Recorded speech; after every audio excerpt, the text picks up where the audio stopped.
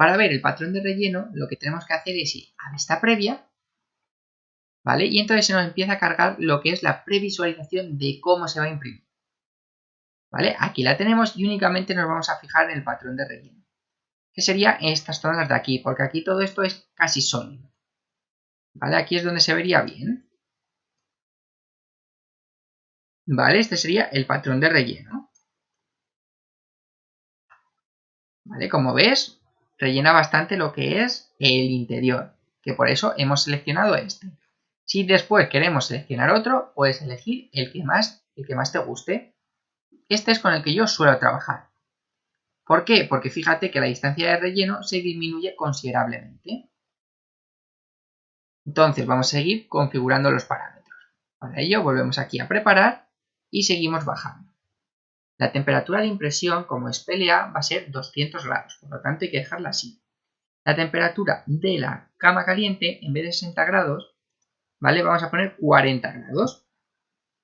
En este caso, la temperatura de la placa la utilizamos para que estas esquinas de aquí, ¿vale?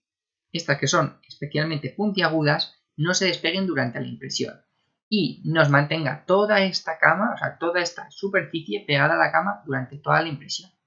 Además, te recomiendo que utilices laca para asegurarte. Seguimos bajando, el flujo a 100, esto siempre tiene que estar así, la velocidad de impresión. En este caso, yo siempre trabajo con velocidades de impresión lentas. Prefiero una velocidad lenta y que la impresión salga bien a la primera. Eso para mí es más importante.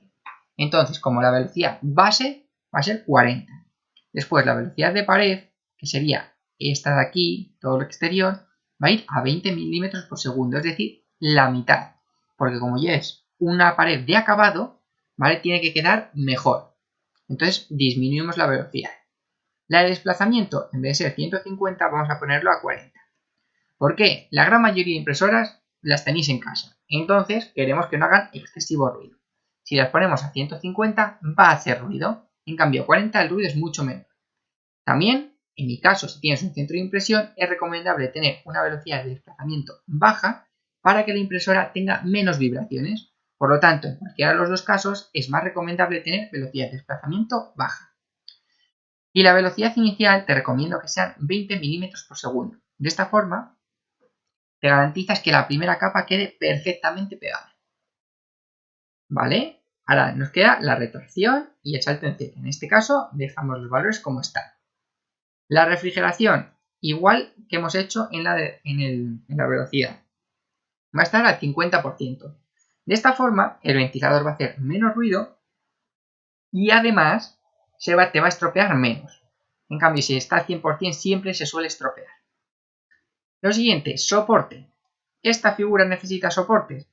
Pues sí, seguramente aquí necesite algo de soporte. Entonces vamos a activarlo a ver si el programa cree que necesita soportes. ¿Vale? Puede ser que necesite o puede que no, porque esta inclinación, ¿vale? Aquí se ve la inclinación, puede que no sea excesiva. Entonces vamos a dejar que el programa lo determine por sí mismo. Para ello seleccionamos generar soporte, donde en todos los sitios, en vez de poner 50 grados, vamos a poner 60. Patrón zigzag, igual que antes, y densidad de relleno vamos a poner un 8%, menos de lo que hemos puesto en el relleno. El relleno pusimos un 10 y aquí estamos poniendo un 8. Después, distancia en Z, 0,1, no. Aquí vamos a poner 0,4, que es nuestra altura de capa. ¿Vale? Y habilitamos la interfaz soporte. Y la interfaz soporte va a ser de 2 capas, que va a ser de 0,8. Perfecto. Y la densidad del soporte va a ser 20. ¿Vale? Más que lo que sería nuestro relleno. Más que nuestro relleno y más que nuestra densidad de soporte, que sería 8. Entonces el patrón de la densidad va a ser concéntrico, ¿vale? Y esto no tenemos que tocar nada. Y después, en cuanto a la adherencia, en vez de borde vamos a poner falda, ¿vale? Que es el que ahora veremos aquí lo que es.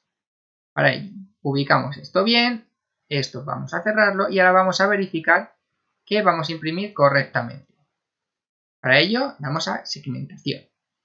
Y ahora va a hacer la misma previsualización que hemos hecho antes, pero ahora ya con los nuevos parámetros de impresión. Es decir, con la figura completamente acabada como nosotros queremos que se imprima.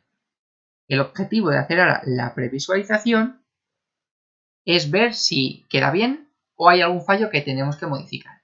Si tú crees en esta altura del vídeo que hay algún fallo, escríbelo en los comentarios y veremos a ver con cuál de los dos se puede imprimir o si con los dos se puede imprimir, porque esto depende del tipo de impresora que tú tengas.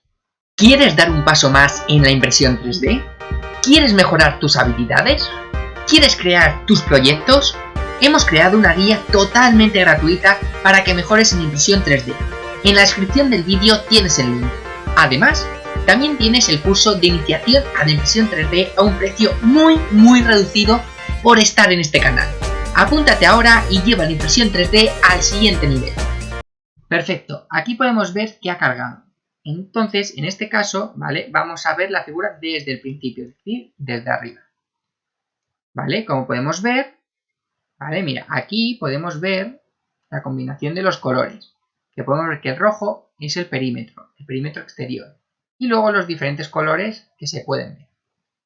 Esto azul son los soportes. Para ello, vamos a ver. Como ves, esta pieza necesita estos soportes. Entonces, es recomendable que la imprimamos con los soportes para asegurarnos, ¿vale?, que estas zonas no quedan malas impresiones. Ahora vamos a ver si dentro hay soportes y verificamos que no, que dentro no hay soportes. Si aquí dentro tuviéramos soportes, esto sería un problema porque luego costaría mucho quitarles. Entonces, antes de imprimir, debemos verificar que todo será correctamente. Vale, vamos a posicionarlo otra vez y ahora vamos a ir bajando capa a capa. En este caso, ¿vale?, iríamos bajando, ¿vale?, y veríamos cómo se imprime. Como ves, esta se trata de una impresión correcta. Hasta aquí no hay ningún fallo. Después, nos tenemos que fijar que el relleno, ¿vale?, quede lo suficientemente sólido para que justo encima se pueda seguir haciendo la figura. Hay veces que ponemos muy poco relleno, entonces la figura luego no se puede hacer. Lo siguiente que nos tenemos que fijar es en los soportes. ¿Vale? Esto es una cantidad de soporte que se va a poder hacer, y aquí igual. De forma que luego cuando crezcamos, ¿vale?, ¿ves?, se va a poder poner bien la figura. Si esta densidad del soporte fuera mucho inferior o no tuviera aquí nada, ¿vale?, porque esto fuera más grande, tendríamos que verificar que no vamos a tener problemas para que nada se ponga encima. Y por último, vamos a seguir bajando la primera capa, ¿vale?, que sería esta capa de aquí. Vale, esta sería, la primera sería la falda y luego empezaría aquí con toda esta capa que se hace una impresión bien lisa. Como ves, vamos a fijarnos bien, ves que la capa azul, ¿vale?, coge como este contorno por aquí. Y luego cuando subimos a la capa 1, sale fuera de lo que sería la línea azul. Esto es un fallo. Vamos a corregirlo. Queremos que la línea azul siempre esté por fuera de lo que vayamos a imprimir. Entonces vamos a preparar, ¿vale? Y vamos a hacer que esta superficie de aquí sea totalmente plana, porque tiene que haber un pequeño fallo y todo esto no está correctamente apoyado. Entonces cogemos aquí la figura y la vamos a mover en Z y le vamos a bajar, vamos a probar 5 milímetros. Vamos a ver cómo queda. ¿Vale? Hemos bajado demasiado, ¿vale? Está aquí muy bajo, vamos a bajar en vez de 5, 2. Vale, parece que 2 está bien.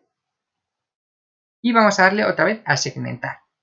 De esta forma queremos que la primera capa sea siempre completamente plana. Esto es un fallo muy común que ocurre en muchas figuras. Y después te enfrentas al problema de que la superficie de abajo no es completamente lisa como debería de ser. Y toca corregirla, modificarla, incluso limarla. Para evitar ese problema, estamos haciendo esto, que sería conseguir un alisado totalmente en la primera capa. Perfecto, ahora vamos a verificar la primera capa, que es donde nos habíamos quedado, donde nos daba el problema.